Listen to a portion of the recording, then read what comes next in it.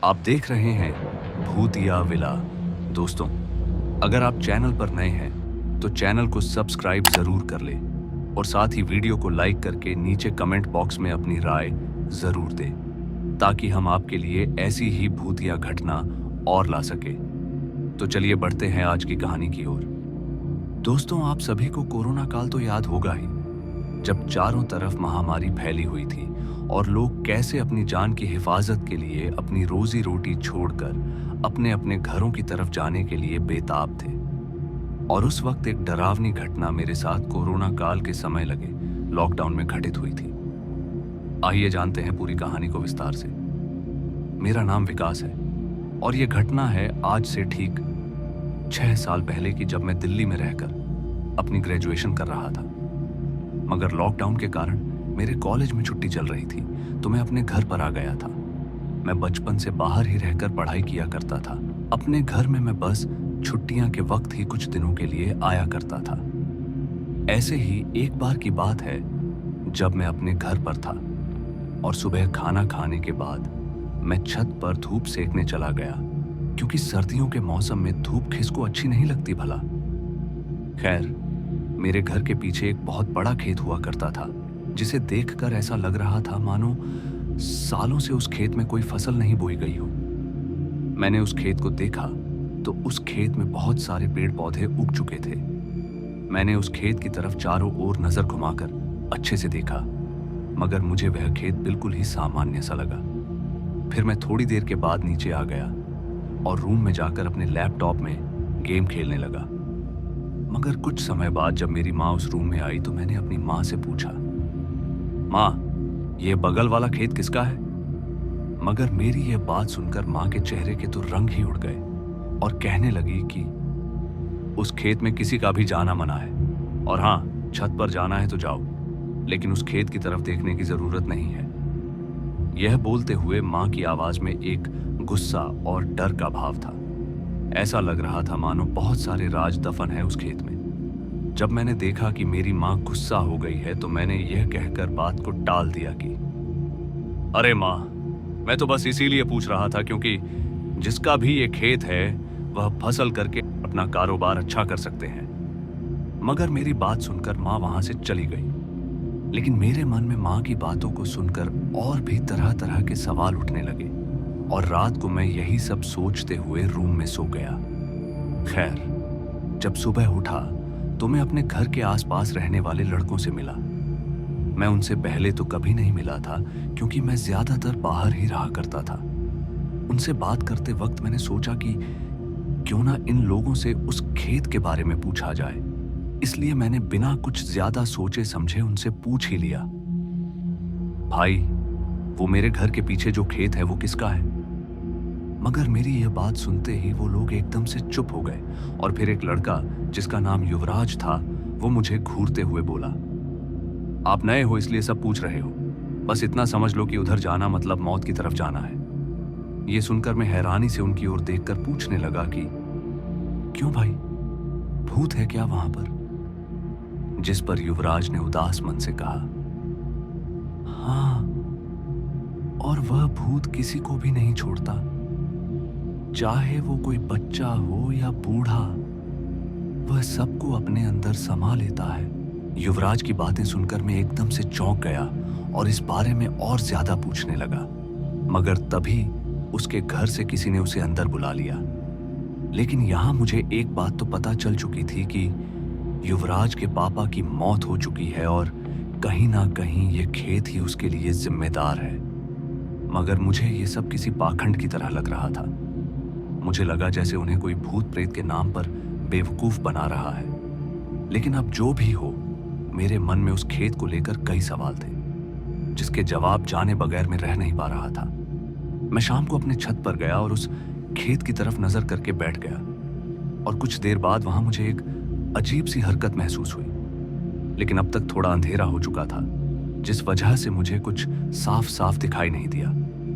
मुझे लगा जैसे कि कोई उस खेत में है, पर कौन है? मैं ये सोच ही रहा था कि अचानक से मुझे उस खेत के पास से कुछ चमकती हुई चीज एकदम से दिखाई दी और ये बिल्कुल ऐसा लग रहा था जैसे कि वह चीज एक टॉर्च हो। मैंने सोचा कि जब यहाँ के लोग उस खेत में जाने से भी डरते हैं, तो इस वक्त कौन हो सकता है। अब मेरे मन में इस खेत के प्रति कई तरह के सवाल खड़े होने लगे थे, मगर अंधेरा भी काफी हो चुका था और आज मौसम भी थोड़ा अजीब सा था। ऐसा लग रहा था मानो थोड़ी ही देर में यहाँ जोरदार बारिश होने वाली है।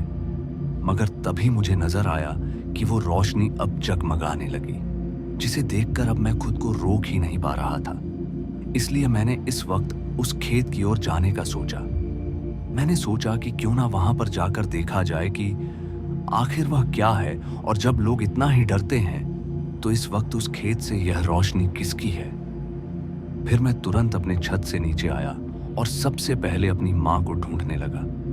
मगर जब मुझे मेरी माँ घर पर नहीं दिखी तो मैंने सोचा कि शायद वो बाहर होंगे, और मेरे लिए यही मौका था उस खेत में जाने का, क्योंकि मुझे पता था कि मेरी माँ मुझे उस तरफ बिल्कुल भी नहीं जाने देंगी। फिर मैं अपने घर के पीछे वाले गेट को चुपके से खोलने की कोशिश करने लगा, और जब गेट खुला तो मैं हैरान था, क्योंकि मुझे मेरे गेट के पीछे किसी के पैरों के निशान दिखाई दिए, और ध्यान से देखने पर पता चला कि ये पैरों के निशान मेरी माँ के चप्पलों के हैं। इसलिए मैं तुरंत ही उन निशान की ओर बढ़ने लगा, और उस निशान का पीछा करते करते मैं उस खेत के बिल्कुल बीच में पहुंच गया। फिर अचानक से मुझे मेरे घर के अंदर से मेरी माँ की आवाज सुनाई दी, और तभी मैं समझ गया था कि यह पैरों के निशान मेरे माँ के नहीं थे, ये बस एक माया जाल था। मगर मैं इससे पहले कुछ सोच पाता कि अचानक से मेरे आगे बने वह पैरों के निशान न जाने कहाँ गायब हो गए। मैं ये देखकर हैरान था कि तभी अचानक से मेरे पैरों के नीचे की जमीन किसी दलदल में बदल गई, जिस कारण मैं धीरे धीरे उस दलदल में दसता ही जा रहा था। मैंने चीखने की कोशिश की, पर मेरी चीख उस रात के सन्नाटे में मानो गुम सी गई।